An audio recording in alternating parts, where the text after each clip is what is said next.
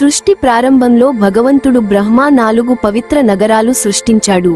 వాటిలో ఒకటి ప్రకాశాన్ని వెదజల్లే నగరంకి కాశీ అని పేరు పెట్టాడు. బ్రహ్మదేవుడు ఈ నగరాన్ని శివుడికి సమర్పించాడు.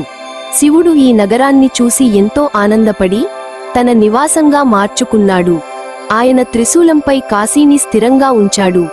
కాశీలో ప్రకాశం, జ్ఞానం, మోక్షం నిండి ఉంటుంది. ఇక్కడ మరణించిన వారికి ముక్తి లభిస్తుందని నమ్మకం ఉంది. గంగా నది తీరాన వెలిగే ఈ నగరం దేవతల పూజా స్థలం అయింది. కాశీలోనే ప్రసిద్ధిగాంచిన విశ్వనాథుడు తన ఆలయంలో వెలుగుతున్నాడు. ప్రపంచం నలుమూలల నుంచి భక్తులు కాశీకి తరలివస్తారు. ఇక్కడి మణికర్ణిక ఘాట్లో చితలు ఎగసినా శాంతియుతంగా ఉంటుంది. పాపాల నుంచి విముక్తి, పునర్జన్మల చక్రం నుంచి బయటపడటానికి కాశీ శరణ్యం. శివుడు స్వయంగా భక్తులను మోక్షానికి తీసుకెళ్లే ఒకే ఒక్క స్థలం ఇదే అంటారు. కాశీ ఒక పవిత్ర జ్ఞాననగరం. ఇది భూమిపై ఉన్న స్వర్గం వంటిది.